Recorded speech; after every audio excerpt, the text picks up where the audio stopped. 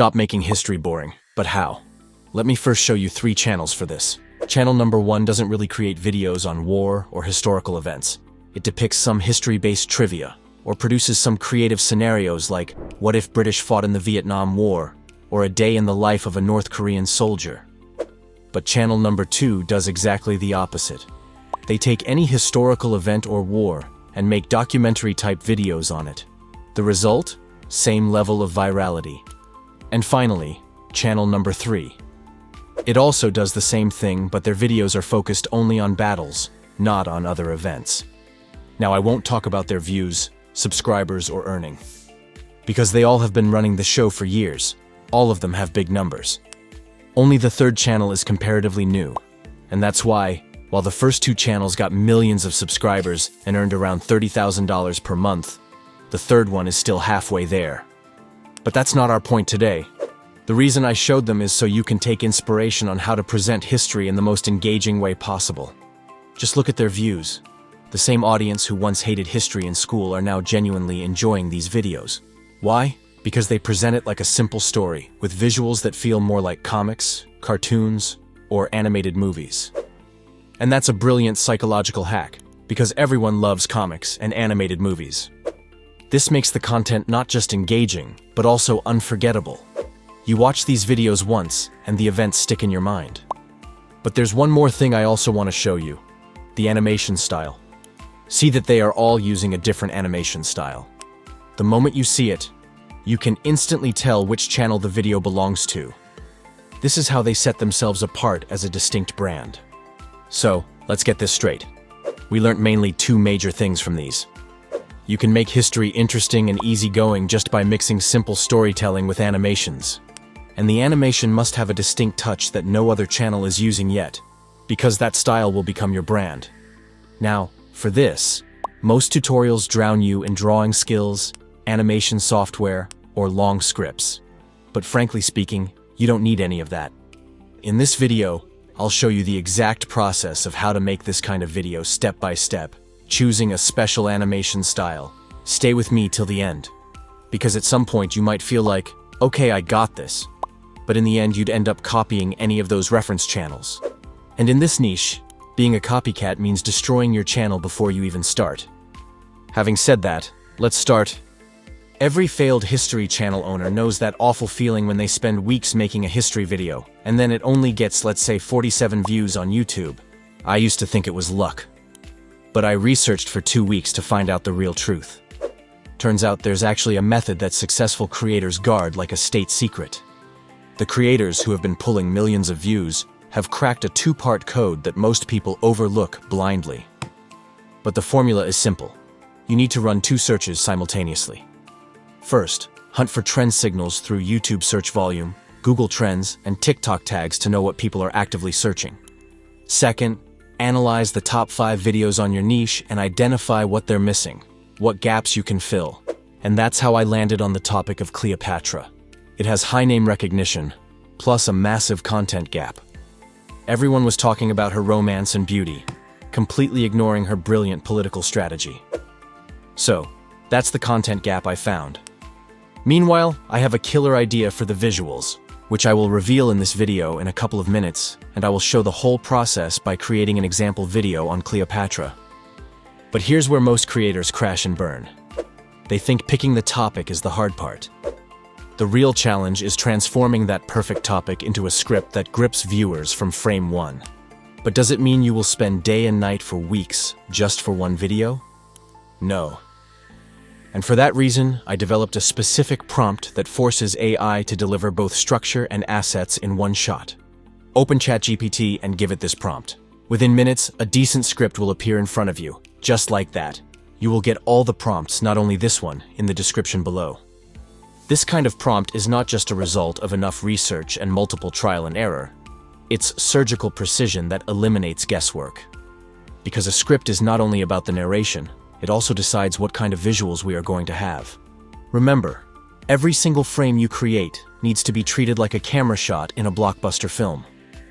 While creating visuals, you're not just describing a scene, you're directing it. The focal point, the camera angle, the lighting, the color palette, every texture detail, every period-accurate prop, These aren't suggestions, they're requirements.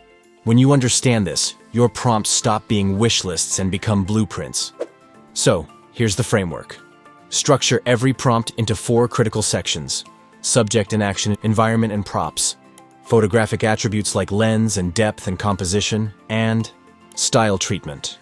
Miss one section, and your image falls apart. On the flip side, master all 4, and you'll wonder why you ever struggled. Let me show you exactly how this works. Imagine you're creating a scene where Cleopatra stands on her palace balcony, watching the Nile flow past. Most people would go to an AI image generation tool and type, "Cleopatra on balcony." But not us. We will go to ImageFX by Google Labs and give it prompt like this. A detailed 2D cartoon illustration of Cleopatra 7 standing on a marble balcony, overlooking the Nile at golden hour. She is wearing a pleated white linen dress with thin gold embroidery, an ornate Ptolemaic collar, and braided hair decorated with small lapis beads. In the distance, papyrus boats float on the river. The camera is at a 3/4 profile with a slight low angle, shallow depth of field, and an 85mm lens equivalent look. Soft rim light highlights her hair. The color palette is warm golden with cinematic film grain texture. Ultra-detailed fabric weave and skin tones are visible. A high-resolution 4K landscape image, vibrant colors, classical antiquity style. See the difference? You're not hoping the AI guesses what you want. You're commanding it to create exactly what you envision. Every detail has a purpose. The marble gives texture. The golden hour provides cinematic lighting. The 85mm lens creates that professional portrait looks. This is why some images look amateur, while others look like they belong in museums. On top of that, a detailed 2D cartoon illustration of, and a high-resolution 4K landscape image, vibrant colors, classical antiquity style, should stay constant in all the prompts. They will carry forward the same style of animation for all our videos, which will be our brand. But remember, never try to fit complex scenes into single images. Let's say, when your story needs a crowd scene, say, a bustling market at Alexandria's edge, you need to think in layers. First, create one wide establishing shot, saying, busy Hellenistic market along the Alexandria Quay, merchants under linen awnings, amphorae, stacked, children chasing a dog, smoky cooking pits, atmospheric dust motes, overcast midday light, wide-angle 24mm cinematic composition, desaturated earthy palette, painterly, but photoreal detail. Then build other close-up cutaways with prompts like close-up of an aged merchant's hands counting coins, shallow depth, high texture on skin and coin edges. This multi-shot approach is the best way for creating visual stories that viewers find easy to follow. You can do some experiments at first, because the experimentation phase is where amateurs waste weeks and professionals save months. And during the experiments, document every single prompt string you use. Save each image too. This discipline separates professionals from hobbyists. But generating perfect images is only half the battle. Static images, no matter how great they are, cannot engage the audience that much. The solution? Animate them and turn them into mini videos. Making the mini videos. Speaking of creating video, Google Veo 3 is the best tool right now. How would you use it? Step 1. Head to Google and type Google AI Studio. This is where we will work. Make an account, log in. Once inside, go to Generate Media and then select VEO. Now don't just type random text like the amateurs do. Give it a proper scene brief, like the exact camera path, easing curve, any timed keyframes, plus motion adjectives like cinematic slow ease in or handheld jitter. This is how a standard prompt should look like. That level of detail turns your static image into cut-ready cinematic footage. And then, upload the image you created already. The AI is about to animate it into something alive. Now, don't skip this part. Before you hit run, check the choices panel. You can put the number of results, set the ratio 16:9, set the video duration, frame rate, and output resolution. Hit run. In seconds, you've got a professional-grade video. Download it instantly. And don't forget, link your Google Drive. If you don't, you risk losing everything. So, you now have complete visuals. But you need the voiceover too that will accompany this. Most creators make one common mistake while creating AI-generated narration. They dump their entire script into text-to-speech. The speech eventually sounds robotic. But smart creators have already discovered the secret. Always feed small chunks, like 200 words, into text-to-speech, and the result will sound like a human. We will use 11 labs for this project. Go to Voices. Pick a good voice that suits your story. Remember, this is the voice you will use in your later videos too. I selected a voice named George. Click on this plus sign to add the voice to my voices. Then, go to text-to-speech directly. Select your chosen voice here and paste the chunk of your script in the blank space. This way, you will already get a human-sounding voiceover. But you can direct AI voices even more. You can add bracketed notes like soft, intimate, pause 450 milliseconds, etc. Like this, she stood at the prow, watching the river take the light. Pause 450 milliseconds. The Nile carried voices of empire and salt. This is called direction. Hit generate then. And once the voice is ready, just download it and proceed for the editing. For the final step, I will use Filmora now because I find it easier to edit. Create a new project preset that matches your delivery format. For YouTube, choose 1920 by 1080, 16 by 9 landscape. This prevents quality issues later. Import your assets in this specific order for easier management. Start with video clips as your primary visuals, then set the narration audio in the timeline. Filmora can set automatic AI-generated sound effects and background music if you want. So, you can use its music stems, then sound effects, and finish with subtitles using AI captions. Choose any font, any style, and place captions at the bottom while avoiding key visuals. This sequence keeps everything organized when you're deep into editing. You can add some transitions if you want. Keep transitions simple with dissolve or fade to black or white to maintain your content's tone. Since we are using video footage, the visuals are already moving. But if you want to give it some more movements, just right-click on a particular footage, click on Crop and Zoom. In this box, click on the Pan and Zoom tab and set where to pan and where to zoom like this, and that's it. When narration needs a pause, extend the video clip. Use freeze frame through Filmora's freeze frame option, or duplicate the clip and apply cross dissolve. Now, if you add background music, use Filmora's audio ducking by right-clicking, selecting Adjust Audio, then Auto Duck to automatically lower music volume under narration. For manual control, reduce music by 8 to 12 decibels while narration plays.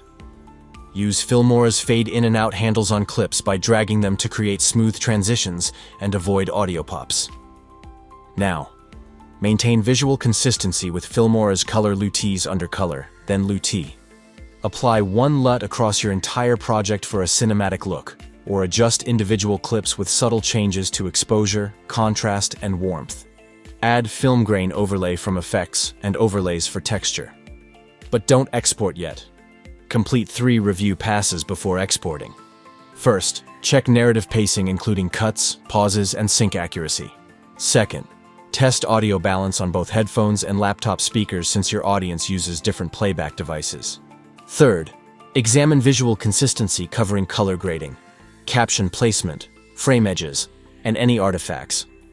If everything is right, export the video using MP4 format with H.264 codec, 1080p or 4K resolution, 30 frames per second frame rate, and variable bitrate targeting 8 to 12 megabits per second. Save your Filmora project file with a .wfp extension as a template for future episodes. This lets you swap in new assets without rebuilding the entire project structure. Since everything is done now, prepare your YouTube metadata with a concise SEO-friendly title, a 2-paragraph description including 1 or 2 chapter markers, and tags covering both broad and niche keywords. You can do it either manually, or ask ChatGPT to do it, just by simply asking for it. This is easy. So, what do you think? Will you start making your own documentary-style videos in Canva?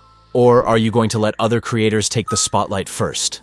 If this breakdown gave you even one aha moment, hit that like button right now. And if you don't want to miss my next deep dive tutorial, make sure you subscribe and turn on the bell, because the next one might just be the missing piece your channel needs. Now, I want to hear from you. What's the first topic you'd try this method on? Drop it in the comments. I'll be checking them. History often paints Cleopatra VII as a seductress. But strip away the myths of beauty and romance, and another figure appears. A ruler who outplayed generals, defied empires, and turned Egypt into a chessboard of power. This is the story of Cleopatra, not as a lover, but as the most dangerous politician in history. Cleopatra inherited a broken throne. Egypt was rich in grain and gold, but hollow inside.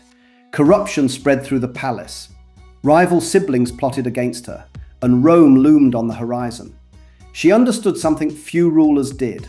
Survival was not about armies or temples, but about controlling perception.